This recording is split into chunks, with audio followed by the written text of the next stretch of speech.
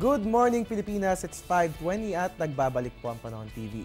Para sa mga katututok pa lamang po sa ating programa, recap lang po tayo. Ayon nga po kay Pag-asa weather forecaster Alvin Pura, patuloy pa rin pong iiral itong northeast monsoon o hanging amihan dito po yan sa atin sa Luzon. At ang magandang balita, itong trough ng low pressure area humina na po. At sa kasalukuyan ay hindi na po yan nakaka-apekto dyan po yan sa Mindanao. And having said that, magiging maganda na ba ang ating weather dahil wala na nga po itong trough ng LPA? Yan po ang ating aalamin sa Project NOAA ng DOST. Ayon nga po sa ating chance of rains, makikita nyo nga po, no, ito yung color scale natin. Kapag mapula, alam nyo na po yan. Ang ibig sabihin po niyan, 70 to 100% chance of rains ang ating mararanasan. Nakikita nga po natin ang mapa ng ating bansa. So far, so good na po dito tayo sa Mindanao, no, dahil wala na nga po itong trough ng low pressure area. Makikita nyo kulay blue. Kapag po kulay blue, ibig sabihin maliit na ang chance ng mga pag-ulan. Kaya nga lamang kapansin-pansin. Tignan po natin, dito po yan sa may Leyte province, dyan po yan sa Visayas, no. Ang mga sanhi naman po ng pag-ulan po niyan, dahil nga po sa pag-iral ng easterlies o yan po yung mga hangin na galing sa Pacific Ocean. Yan nga po yung warm at moist air at magdadala ng mga pag-ulan, dito nga po yan sa may Eastern Visayas. So abiso na lang po, pagandaan po natin ng maulang umaga ngayong Huwebes na ito. At para po kayo mismo ay ma-access nyo itong ating Project NOAA, alam nyo na rin pong gagawin. Ang website na bibisitahin, www.panahon.tv.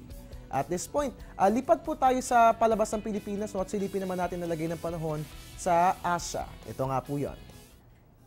Unahin natin sa Jakarta, mataas ang temperatura, 24 to 33 degrees Celsius. At sa Hanoi, Vietnam, bahagyang malamig, 10 to 19 degrees Celsius. Sa Hong Kong, mataas pong temperatura, 13 to 18 degrees Celsius. At mababa po sa Beijing, China, negative 5 to 1 degrees Celsius. Sa Brunei Darussalam, mataas po ang ating temperatura, 24 to 31 degrees Celsius at mababa po sa Rangoon, Myanmar, ang ating temperature, 14 to 30 degrees Celsius. At ngayon naman, tayo'y mag-around the world. Narito nga po ang ating world weather, hatid sa atin ng World Meteorological Organization or WMO.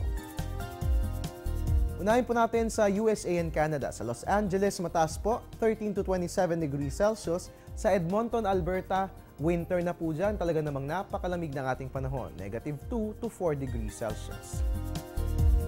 Sa Europa po, sa Roma, mataas ang ating temperatura, 12 to 16 degrees Celsius. At sa Madrid, Spain, mababa po ang ating temperature, 1 to 9 degrees Celsius. Dito po sa atin sa Asia at sa Middle East, sa Dubai, mataas po ang temperatura, 14 to 22 degrees Celsius. At mababa po sa New Delhi, India, 8 to 19 degrees Celsius. And lastly, sa Australia and New Zealand, sa Melbourne, mataas po ang ating temperature, 18 to 29 degrees Celsius. Sa Wellington, mababa po meron tayong 13 to 18 degrees Celsius. At mga kababayan, sa ating pagbabalik, aalamin po natin ang iba't ibang New Year trivia na syempre magagamit po natin ngayong pagsalubong sa bagong taon. Yan po at iba pa sa pagbabalik ng Panahon TV.